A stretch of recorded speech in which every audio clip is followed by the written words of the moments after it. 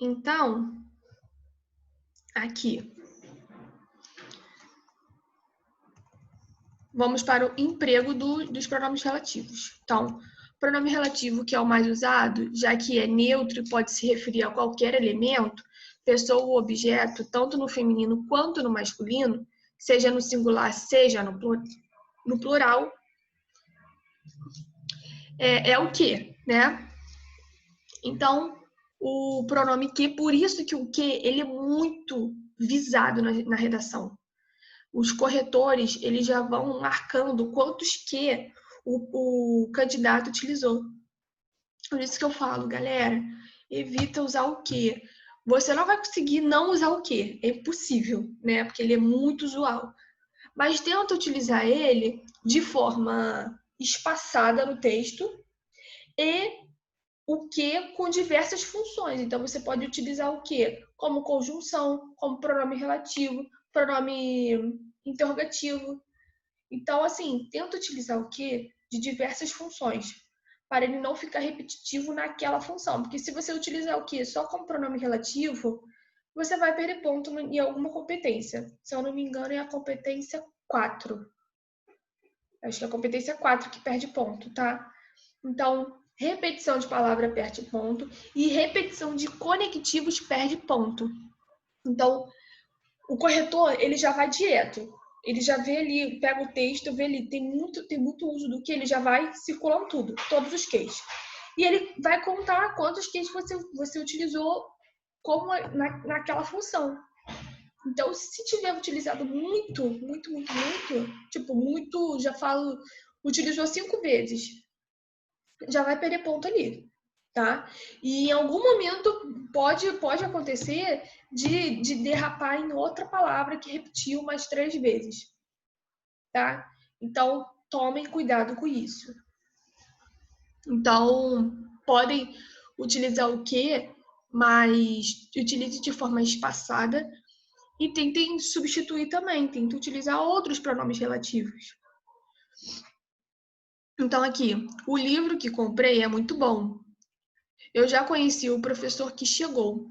Então, o que, né, retoma o livro e o que, o segundo que, ele retoma o professor. Então, o pronome relativo é relativo a algo anterior.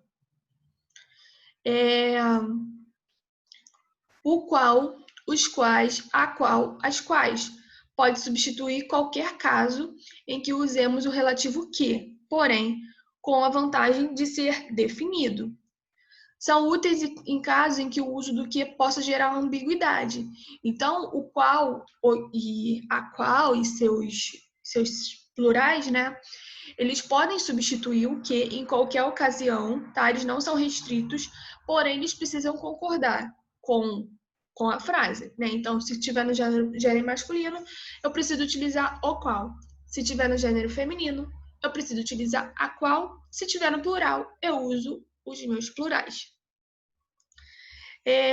E às vezes o que pode causar ambiguidade, porque como ele é invariável, ele pode, se a frase estiver um pouco confusa, ele pode deixar mais confusa ainda, né? Então, eu posso substituir por o qual ou a qual para a frase ficar mais específica, mais explicada, tá? Então, aqui, Ana visitou o museu da cidade que a deixou encantada. Então, o que deixou encantada? O museu ou a cidade? Ficou meio confuso, né? Se a frase ficasse Ana visitou o museu da cidade, o qual a deixou encantada. Então, ela está falando do museu. Ana visitou o museu da cidade, a qual a deixou encantada. Então, ela está falando da cidade. Perceberam a diferença? Então, o pronome relativo que, ele também pode causar uma certa confusão, tá? Então, você pode utilizar o qual ou a qual para facilitar, tá? Na estrutura.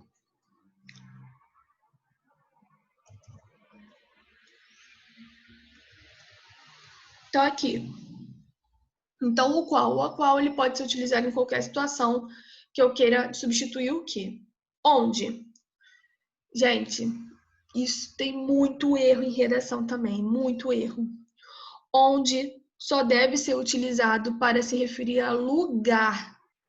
Eu não me refiro à pessoa, eu não me refiro ao objeto, eu não me refiro a outra coisa a não ser lugar.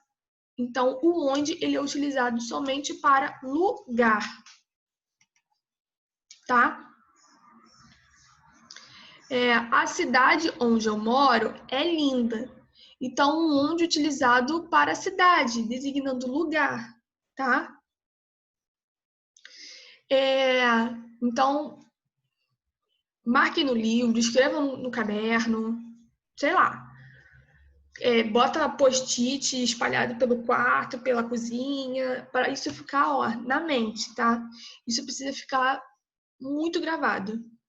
O onde é utilizado somente para lugar. Quem? Relacionado à pessoa. Então, eu não posso utilizar o quem para lugar. Eu só posso utilizar o quem para pessoa. Cujo. Cujo, ele tem função de posse, tá? Então, o cujo eu só posso utilizar no sentido de posse.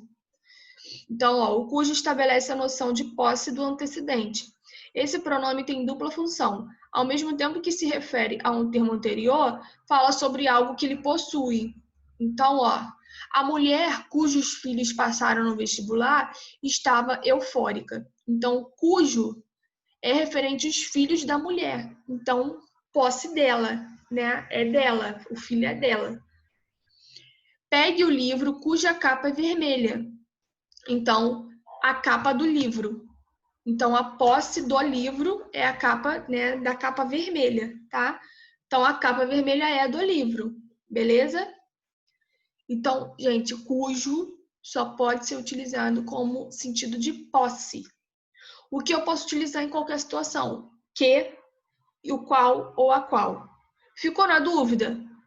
Tá com dificuldade ali para saber se é posse, enfim, coloca o que ou o qual ou a qual, tá?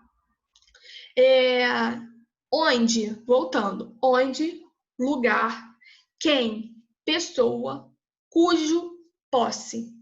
Então, o cujo só posso utilizar como posse. Que, ou o qual, a qual, os quais, as quais, podem ser utilizados aí livremente, respeitando sempre, né, a coesão e coerência do texto, beleza? Então, é isso. Pronome interrogativo, pronome relativo é essa, tá? Então, gravem isso, marquem ele no texto, gravem bastante, porque isso tira muito ponto em redação, tira muito ponto em questões de gramática no vestibular também, tá? Porque às vezes a questão de gramática pode cair das frases abaixo, identifique a que possui coesão textual, coerência textual. Então, você precisa, né, identificar. Então, se a frase estiver ambígua, ela vai causar uma certa confusão na coesão. Então, aí você já tem que identificar, tá? Então é isso, galera. Até a próxima. Beijo, beijo.